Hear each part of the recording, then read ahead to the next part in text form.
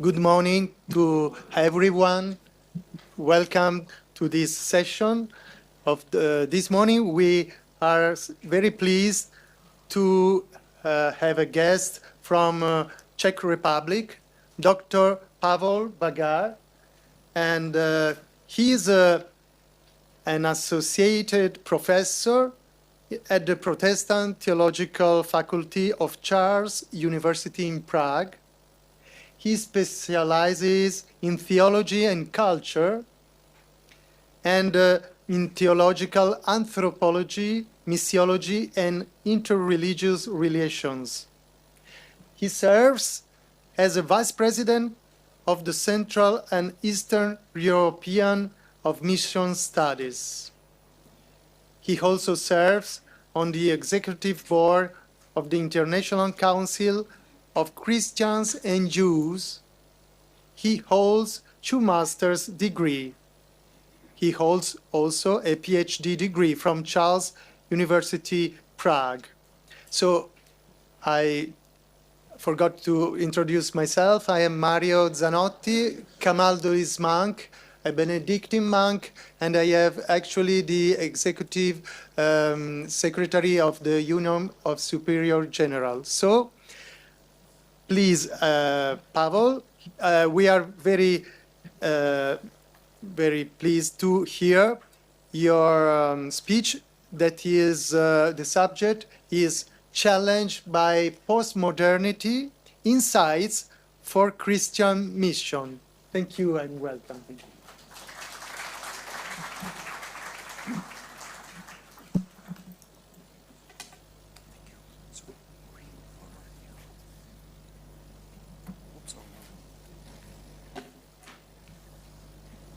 Dear colleagues and friends, dear sisters and brothers, it is a great honor and pleasure for me to be here. I'm really grateful for the organizers to invite me. Originally, Professor Tomáš Halík was supposed to be here and give this talk to you. Now, there can be no such thing as a substitute for Tomáš Halík, and I'm not going to try that. Tomáš and I are colleagues in Prague. We work on different projects. So some of the themes that I'll be speaking on, he would have probably covered as well, but his talk would be somewhat different than mine. So if you would like to listen to him or to write stuff by him, read stuff written by him, that's definitely possible. Let me start with a joke. Postmodern theologian prays. Dear God, if you exist, please help me, if you can, to understand, if it's possible, what truth is, if it exists. Though this joke is admittedly built around certain stereotypes and oversimplifications, I thought I would use it anyway to get us into a mood for our theme this morning, which is postmodernity. And as Mario said, the title of, of my talk is Challenged by Postmodernity, Insights for Mission. At the most elementary level, postmodernity refers to the cultural, intellectual, and economic state of society that comes after modernity. As Steve said yesterday in his talk, it's a certain response to modernity, and modernity itself being a set of sociocultural norms, views, and practices that emerged in the wake of Renaissance and Enlightenment. The Western world has, in the past several 100 years, undergone some major ideological, societal, and cultural changes that had a significant impact on humankind at both individual and collective levels, as well as the human relationship to the world. These changes are usually described in terms of a movement, a trajectory from medieval Christendom to modernity, aimed at pursuing emancipation, liberation of various spheres of human life from the dominion of religious, and in that part of the world, Christian worldview. In his monumental work, A Secular Age, Charles Taylor addresses this trajectory as a dynamic propelled by a drive for reform. And he spells reform with a capital R, as he points, Taylor points, that this change, this reform, goes beyond the church reform that led to the Reformation. Rather, Taylor suggests this dynamic involved a broader and more radical historical movement, of which the Reformation was but one part. Taylor narrates this development as a multifaceted story that led to the rise of modernity and came in both secular and religious forms. While Taylor and other thinkers like Jewish Polish sociologist Zygmunt Bauman prefer to accentuate the continuity within this entire narrative and to refer to the contemporary era as late or liquid modernity, there are also theorists who insist on a clear break, speaking about postmodernity instead.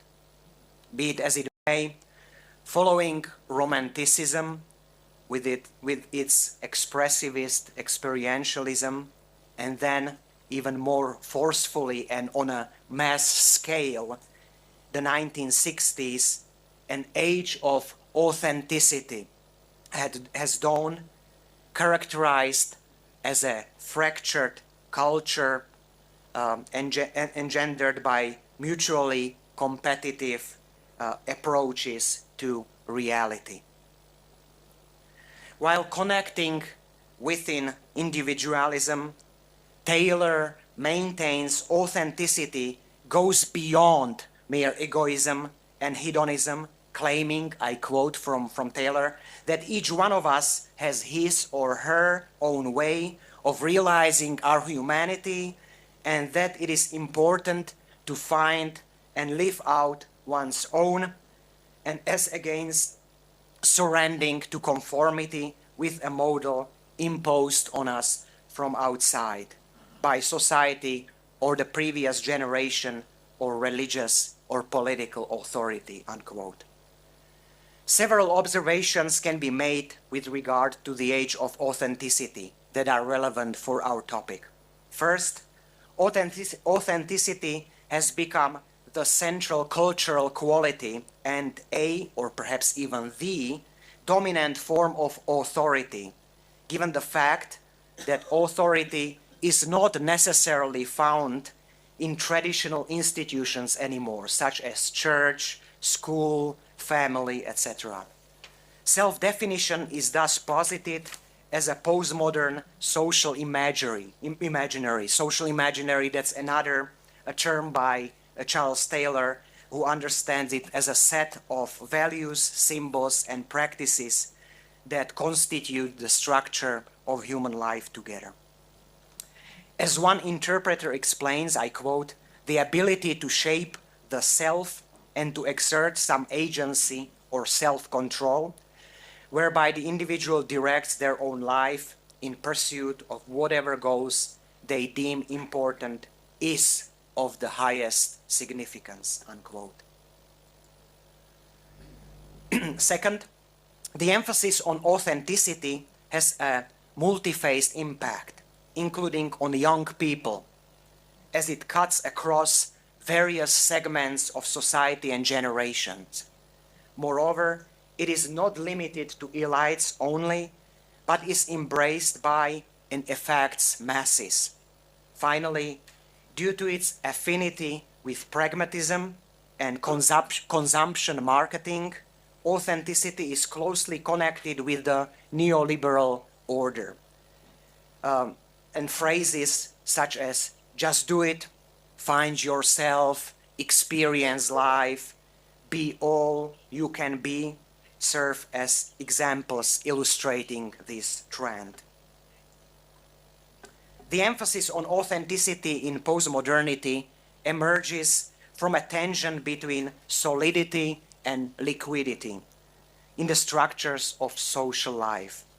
While solidity has to do with hierarchical and gathered, passed on forms of identity, liquidity finds an expression in networks and relationships, broad patterns of identity, which are in tune with the choice, that's important, choice-based agenda of postmodern society. Inequality and injustice account for important constituents of humans' relationship in the contemporary world, and very markedly so due to the omnipresence of the social media, as the late Stephen Hawking put it. I quote from one of the Hawking articles. The lives of the richest people in the most prosperous parts of the world are agonizingly visible to anyone, however poor, who has access to a phone. And since there are now more people with a telephone than access to clean water in sub-Saharan Africa, this will shortly mean nearly everyone on our increasingly crowded planet will not be able to escape the inequality, unquote. The omnipresence and visibility of injustice in inequality lead to humiliation and anger, giving rise to populist and or authoritarian movements. Populists claim to be the only proper representatives and defenders of the people. As a result, political opponents are regarded as members of the elites and thus regarded to be enemies of the people. Furthermore, and more generally, those who do not support the populists are put into doubt as real members of the people. One of the most malign features of populism is its promotion of exclusionary nationalist politics. Donald Trump is admittedly the most notorious and influential proponent of this trend. An excerpt from his first inauguration speech in 2017 illustrates this point. I quote, "From this day forward, it's going to be only America first, America first. Every decision on trade, on taxes, on immigration, on foreign affairs will be made to benefit American workers and American families. We must protect our borders from the ravages of other countries making our products, stealing our companies, and destroying our jobs. Protection will lead to great prosperity and strength.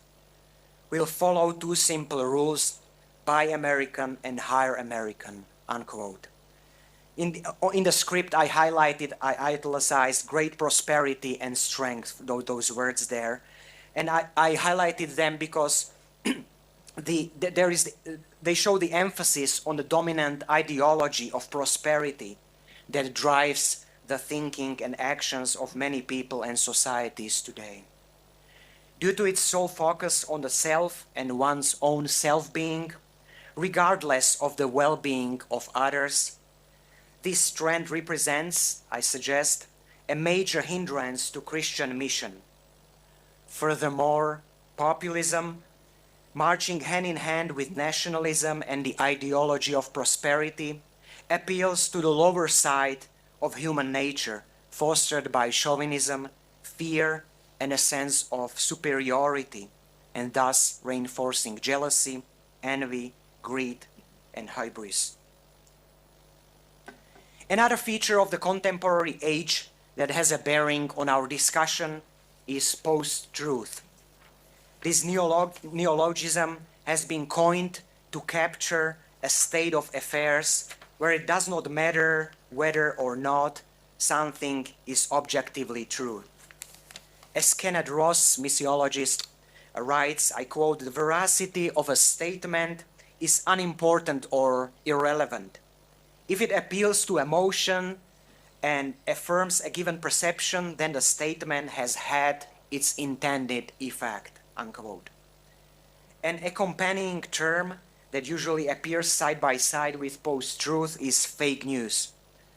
The latter has its origins in the context of social media and involved, I quote from Ross again, announcing as news something that has not occurred at all, something entirely fictional and imaginary, unquote.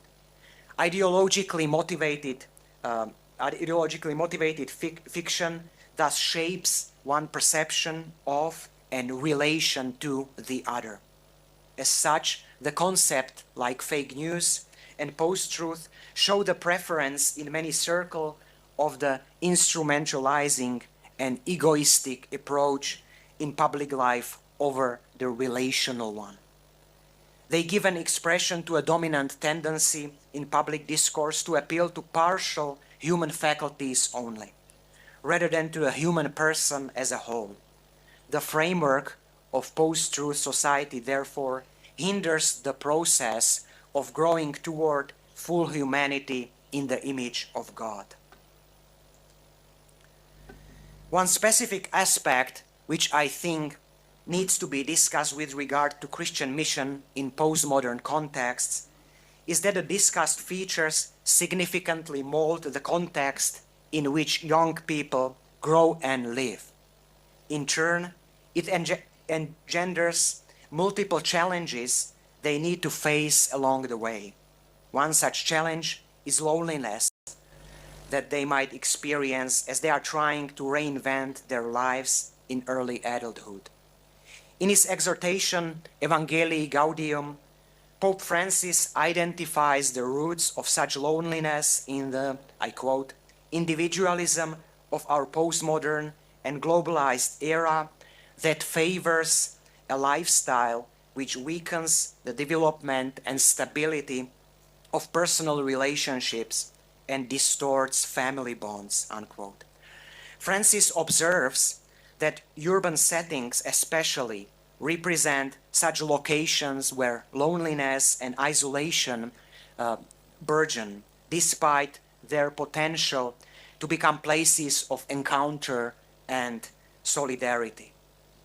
Loneliness can be closely connected to the difficulty or even inability to commit oneself to long-term relationships or projects, and thus has implications for both one's private and professional life. At times, this can have to do with feelings of being unwanted or unappreciated. To refer to Pope Francis once more, he says that a general sense of disorientation and vulnerability are issues that concern especially those in the period of adolescence and young adulthood. In the popular Netflix series Breaking Bad, one of the main characters, Jesse Pinkman, I put a picture of him over there, is torn between the expectations that his family and society have for him as a young adult person, on one hand, and his own vision of what a meaningful and enjoyable life entails. While Jesse undoubtedly features moral traits, he is unable to cope with pressures from neoliberal society and middle-class mores, sucked into a whirlpool of obviously aimless lifestyle, crime, drug addiction, misunderstandings, and loneliness. Jesse's story thus illustrates the importance of the structural aspects of human existence in contemporary society for one's growth toward full humanity. However, there are not only negative trends reigning in the period of postmodernity. The circumstances defining the age of authenticity also provide a potential to envisage images of and paths to meaningful life. One such path is still largely found in religion, although notably one which has perhaps little to do with the traditional church-sanctioned religion of the past. In the post-Christendom society, and specifically in Europe, at least in my experience, two opposing synchronal trends seem to be at work regarding religion. On one hand, the process of secularization continues with an increasing intensity. On the other hand, the post-Christendom world, and some parts of Europe in particular, are becoming increasingly diverse, both religiously, ethnically, and culturally. Moreover, this process is accompanied by a growing significance of public religion in public life or even political life. This development leads many sociologists of religion, such as Grace Davy, to argue that secularization and religious diversity are to be seen alongside each other. As suggested above, the contemporary human quest for meaning, for ultimate meaning, can be described in terms of a shift away from institutionalized religion toward what can be labeled as detraditionalized spirituality. While from a theological perspective, spirituality accounts for a fundamental dimension of religion, the core of religion, one could say, religious studies as well as psychology and sociology of religion opt for a somewhat different take on the subject, drawing on the notion of spirituality as a basic human need on which every religion is ultimately built. Scholars from these disciplines conceive of it as a hermeneutical concept that can be defined as, I quote from my Czech colleagues, sociologists of religion, can be defined as a deinstitutionalized form of religiosity characterized by a strong tendency to syncretize and detraditionalize religious views in pursuit of the goal of individual development and consumption. Religion is not a goal, but rather an instrument, unquote. With respect to our theme of Christian mission in postmodernity, it is important to note that both in popular discourse,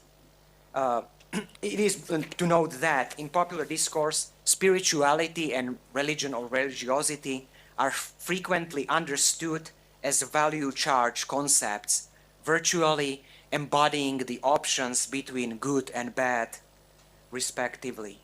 In this interpretation, then, spirituality is identified with wholeness, integrity, authenticity, freedom, creativity, and the connectedness with the real, while religion stands for heteronomous authority, rigidity, dogmatism, hierarchy, judgment, and punishment.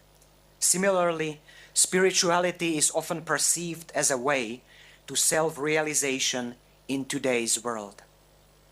In this context, however, spirituality is regarded as a matter of personal choice. I already emphasized that. And as such, it must make sense to the individual on their way to self-development. The individual creates their own tradition.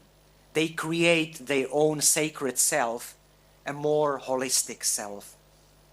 For young people, spirituality can thus become part of their growth and self-development.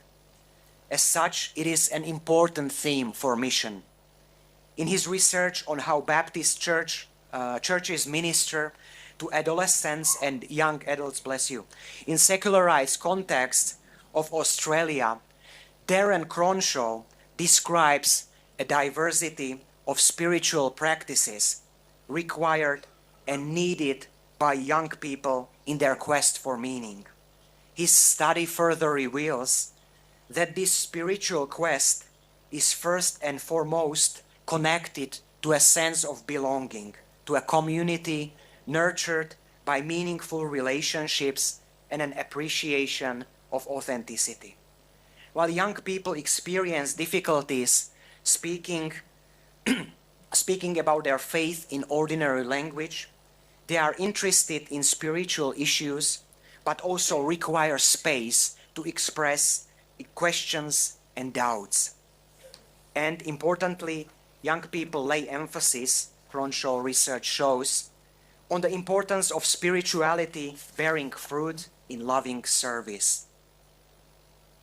If one takes this shift from religion to spirituality as an indicative feature of the contemporary world, one might rediscover Protestant theologian Dietrich Bonhoeffer's deliberation on religionless Christianity as helpful for our discussion on challenges by postmodernity for Christian mission.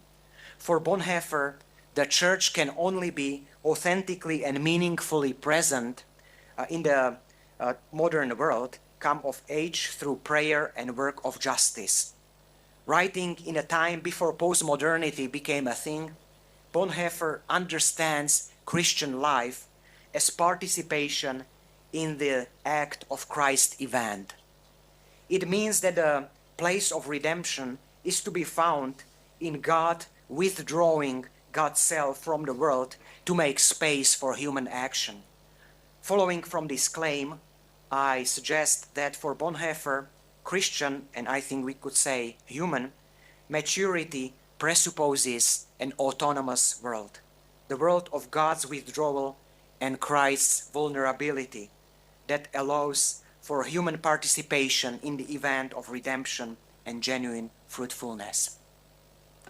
As current research in religious studies shows, the transformation of religion shaped by postmodernity involves several features, and I list them there, including distrust of religious institutions, customized spirituality, a high degree of syncretism, the practice of faith outside official religious structures, and relatively low commitment to traditional religious beliefs and values. This transformation may have various expressions in different contexts, depending on historical experiences, cultural specificities, or political arrangements. Any reflection on mission in postmodern, post-Christendom contexts must seriously consider the fact that religion is not necessarily inherited anymore. Tradition is hardly ever passed on and received as a whole.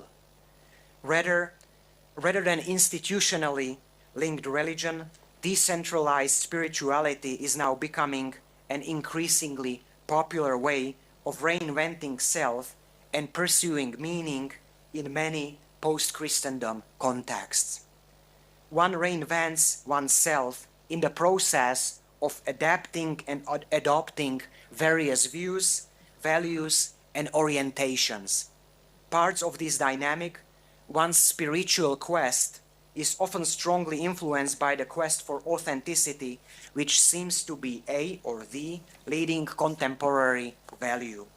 At the same time, this process is inhibited by a number of factors such as the ideology of prosperity, populism, post-truth, or loneliness.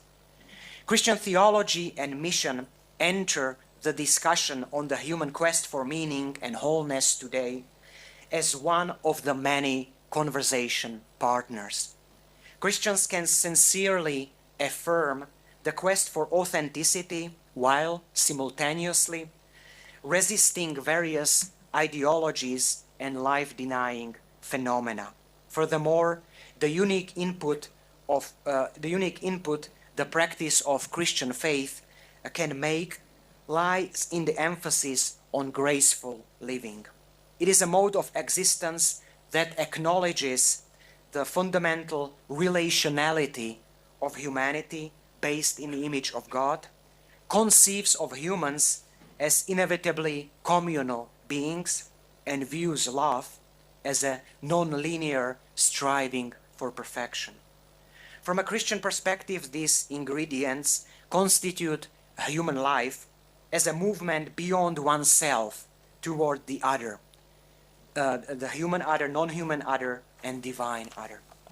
Similarly, Christian faith helps highlight the twofold nature of human being and becoming as such when it recognizes them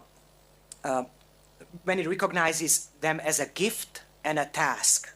First, there is a gift, a receptive movement from the divine other that constitutes a human self, laying, so to speak, groundwork for various potentialities.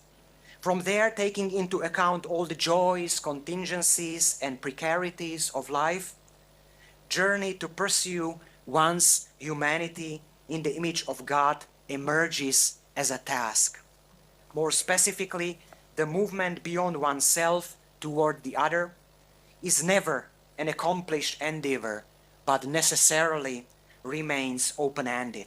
Christian theology, and particularly missiology, contributes to this process by critically reflecting on context, pointing out the indispensability of grace for human life, and striving to show how one can relate in communion to the other. If Christians want to participate in God's mission in today's world, shaped by postmodernity in faithful and relevant ways, they need to take seriously the trends we explored in this paper. They must learn to read and respond to the signs of the times. If Tomáš Halík would be here, he would certainly mention this phrase, the signs of the times. That's what he is on to these days. So at least a little bit of that. They must learn to read and respond to the signs of the times through interpretive lenses that help them understand the world adequately, particularly in its post-secular appearance.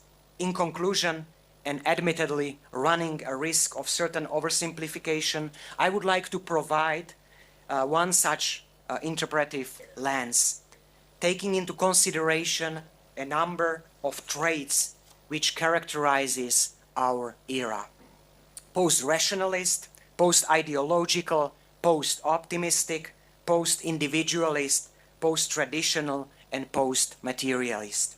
This perspective can, I trust, help us better navigate our mission, practice, and reflection. First, Christians can embrace the post-rationalist worldview, since Christian anthropology goes beyond the idea of humans as walking intellects, as a mere ghost in a machine or reason in a container.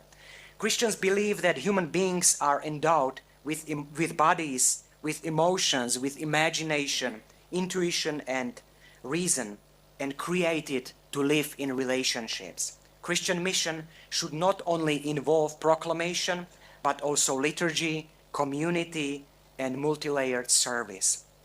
Second, the term post-ideological reflects historical experience and disappointment with various ideologies, though there still can be certain ideologies encountered in the world today, as we have seen. I have particularly mentioned the ideology of prosperity.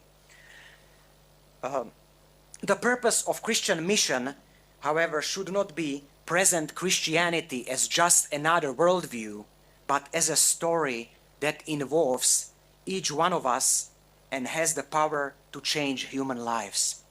Third, people are cautious of optimism vis-à-vis the world and its future as a result of the tragedies in the 20th century in particular, and in recent times as well. Instead of a naive belief in progress, in automatic progress towards better days, Christians can offer the post-optimistic era the hope of God's coming reign. Hope is different from optimism. Paul tells us that Christian hope is not an illusion and does not disappoint, as God has demonstrated God's love towards humanity and continues to do so. Fourth and fifth, today's world is post-individualist and post-traditional, since it realizes that people are not autonomous units, but belong to broader cultural contexts in time and space. They often seek to treat these contexts or traditions creatively, not just accepting it as a whole, but adding their own uniqueness there. The gospel says that we are all part of God's story, and our task is to contribute to shaping it. Finally, the post-materialist emphasis reminds us that a growing number of people are tired of the market logic which preys on the world we live in. Christians can witness that most important things in human life are free of charge, and that reality is more than what we can see, measure, wait, and buy. Christian mission in postmodern... Only 2 minutes more. It's just one Thank you so much. very short paragraph. Christian mission in postmodern, post-Christendom, and post-secular context must be faithful, relevant, and authentic. Rather than handing on ready-made advice and prescriptions, Christians should listen to people around them carefully and be ready to come alongside and share in striving for the common good. The biblical mandate regarding the specific contributions of Christians to the wider world is clear: to seek the welfare of the city, as Jeremiah says, and to be the salt and light of the world, as we read in Matthew. Christian mission should proclaim and embody the reality of the gospel, the good news for the world. Ultimately, Christians are to live their personal stories as part of God's story of love, faith, and hope for the world, and thus illustrate their faithfulness to the biblical story of redemption and the Christian vision of human flourishing inscribed in the story of Jesus Christ. Thank you very much for your attention.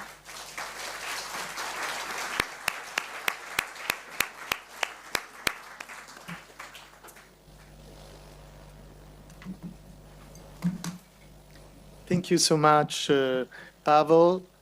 This is your device, because now we can open for a sharing of some question. As Dr. Pavol Bargár says before, we need to share, and in this context, mostly the young generation, you said, Dr. Pavol, they need to some space to share and to ask questions and to share their doubt. So I think that all we can share our doubt in this situation. With my talk. Yes, no, not only your talk, but on the postmodernity, how to live our mission in this time that you described so well. And this is a real passage that as Christian we can do. And the most important and interesting is that you said that this time can open us a time of authenticity. How to be really authentic, outside the rules, outside the faith, without to cancel everything, but perhaps to do things differently, to have new kind of relation, more free to hear the other and to share with the other without impose, but in a new way. So I think this is the most important thing that you said today. So please, is open to your question now.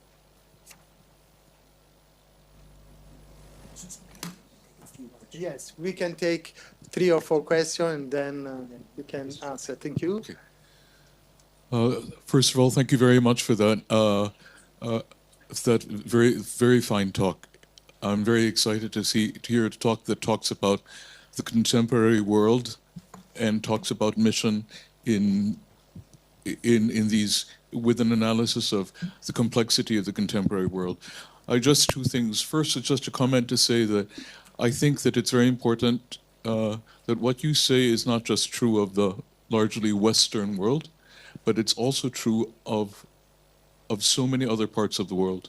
I teach a course that touches on many of the same themes: post-Christendom, secularism, post-secularization, and so forth. I use the same authors, and I find resonance not only among Europeans, but also among my students from Latin America, my students from Korea.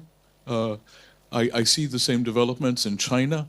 I see the same developments in educated elites in the Philippines. So I just want to say that these, what your analysis is very valid, not just for Europe, but also for an increasing part of the world. The passionate responses I get from my students from Mexico or Brazil or Argentina saying that this is an analysis of their culture as it's developing now is really important. So I just wanted to say that to affirm. The second is a question. I appreciate very much what you said about, I think that about how one strand of young people looks towards post-institutional or non-institutional spirituality. But I also see the other, here especially in Rome, here especially in this university, I see the other trend among young people, which is identitarian religion. Precisely because in this struggle between liquidity and solidity, the age of authenticity, to leave everything to individual is intolerable. So people look for communal identity.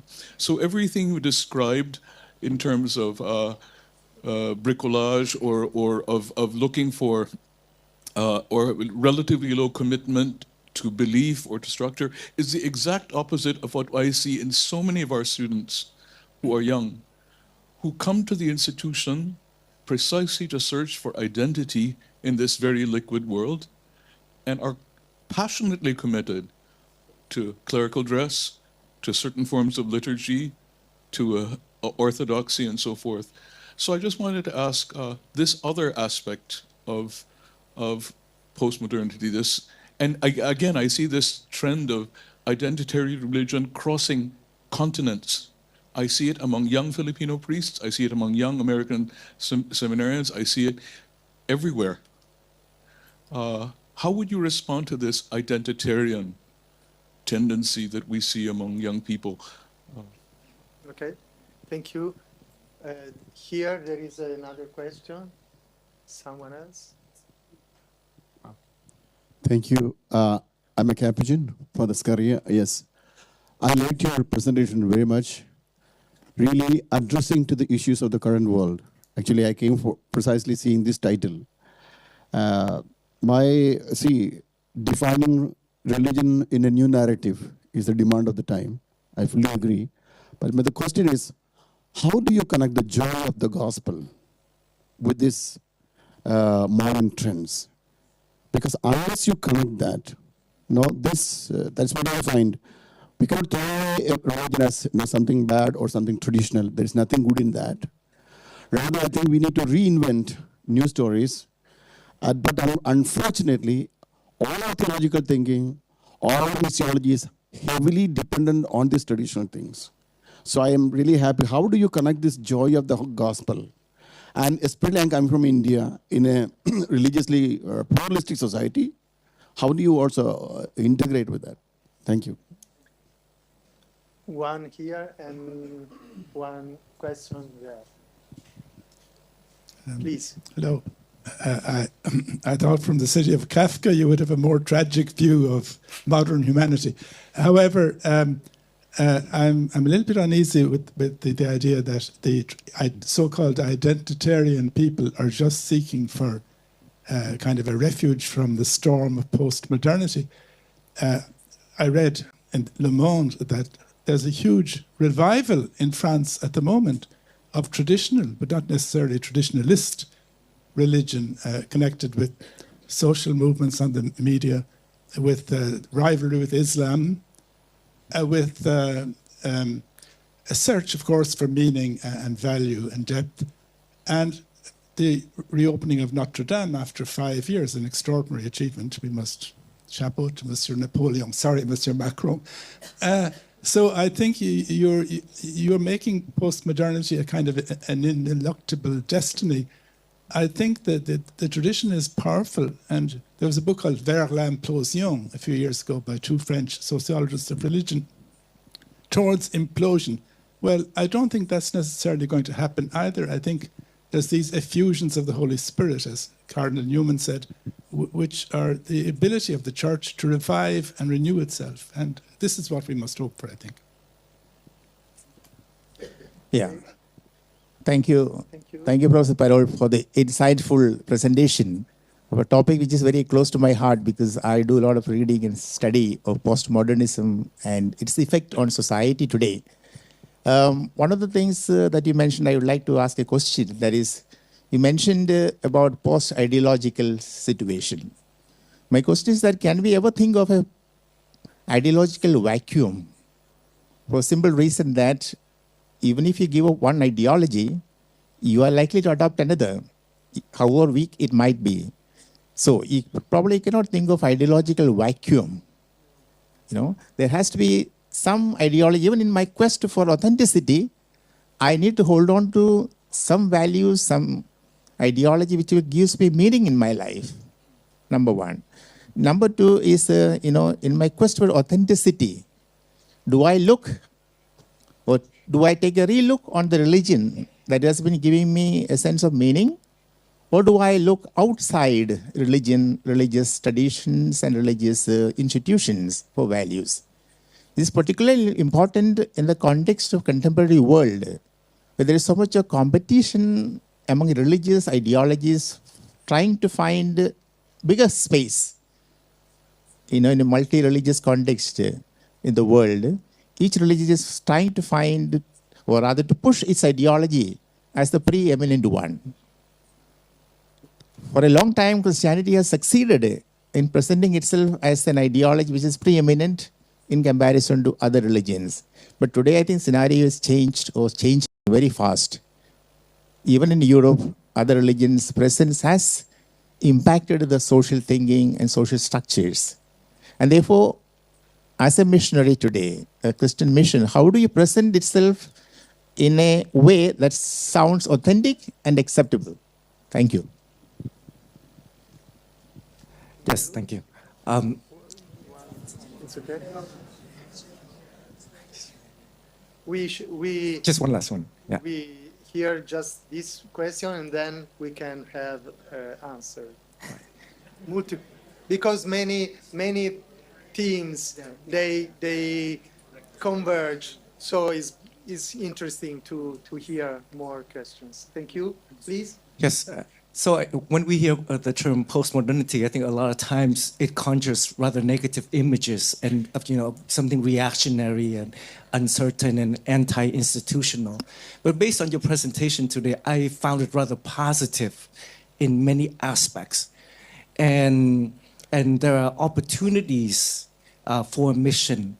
And I think because postmodernity, especially from the Eastern religious perspective, we find that modernity with the Enlightenment mentality has oftentimes been very destructive to religious and religious-based spirituality. And so postmodernity, in a way, goes against this Enlightenment mentality. And so therefore creates opportunity for spirituality in a different way. So the title of our conference, Challenged by Postmodernity, seems to assume that this is a problem or an obstacle. So my question is, in what ways are we facilitated by postmodernity? Because I think there's room for alliance between religion and postmodernity thinking. Thank you. Thank you so much. So, Dr. Pavol, you solicit many very much. So now it's your turn to try to explain. Thank you so much. No, thank you very much for all these questions and comments. They are wonderful. And they really, complement what I haven't said in many respects. So first, the comment for the relevance to other parts of the world. I certainly agree with that. I didn't want to be presumptuous. I didn't want to speak for other contexts. I was speaking from my own context, hoping that it might be relevant for other. Yeah. other parts of the world. And yeah, I'm glad to see that it finds resonance.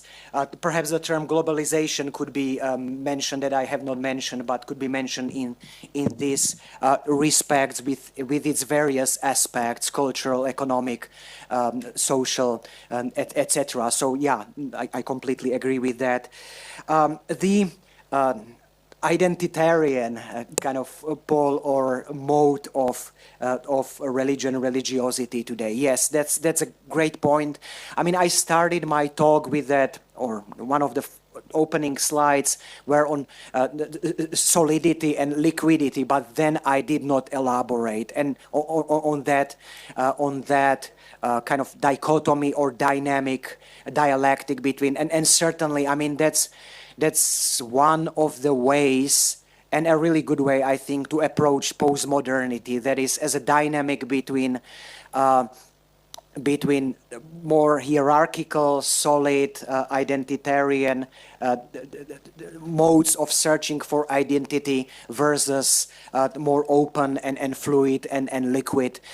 When I lecture, when I have classes on this topic of postmodernity, sometimes I would use the image, two metaphors of a fortress and a kind of and a surfer, metaphor of surfer. So somebody who wants to stay inside of fortress because they feel safe in there, they want to have a solid structure, and that's really, I mean, that's one of the responses of all these possibilities and choices and options that are for many people. This is not something they want from life. They would like more kind of like, straightforward answers. So there would be that fortress mentality, whereas there are surfers as well who are kind of surfing on those waves of possibilities. Or Zygmunt Bauman, whom I referred to earlier, speaks about tourists or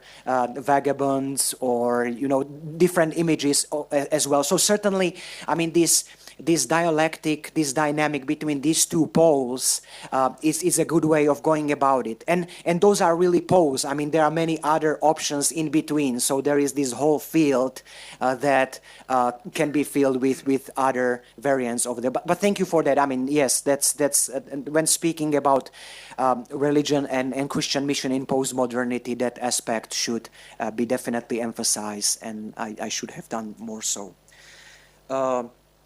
How to connect the joy of the gospel with today's world? How to respond to the challenges and opportunities and sorrows of today's world? But there are several things I would think. We have 5 minutes. Okay. 5 minutes is enough. Okay. Okay, so very briefly, I think relationality is a key word there. Not forgetting that, or taking seriously that we are in relationships with people, and that takes time. Building trust would be one of the key words I would mention there as well. That it's not just passing on of some information to the others, but really taking seriously that we are living in this web of relationships. So sharing the joys and sorrows of everyday life with people who are of the same opinion as us, or say belief as us, or not. So that's the importance of this everyday and everyday life and building trust there. That's what I would emphasize. And then second point, perhaps discerning those signs of the times I referred to briefly as well. So there are certainly things that we can affirm as Christians, and perhaps that would be my response to you as well. So discerning the signs of the times. I had that set of those post-rationalist, post-ideological, etc. So taking seriously the complexity of human life and navigating through that. The question of tradition, so not necessarily traditionalist, that would be a response to the early question, but tradition.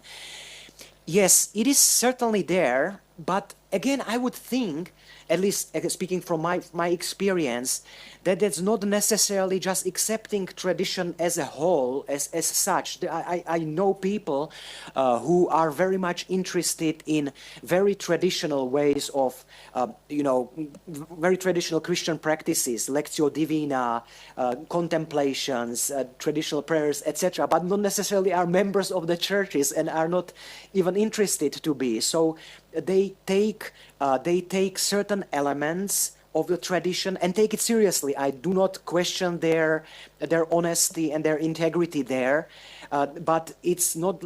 But they are very critical towards other parts of the tradition. So again, and I think that offers space for dialogue there as well, where we can meet with those people. Where can be space for dialogue and cooperation? What can we learn from them? How we can help them on their spiritual quest? So, as you correctly pointed out, the difference between traditional and traditionalist, that's certainly important, making that distinction. Thank you. And the question or two question, the post-ideological vacuum, that's a very, thank you for that term.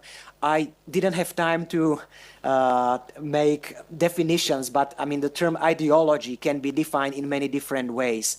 Terry Eagleton has a book on that topic, and I think he describes 6 different ways of looking at what ideology can be. What I was referring to was more ideology as an attempt to explain everything, kind of like this overarching framework, and very often given from the hegemonic position, from the position of power.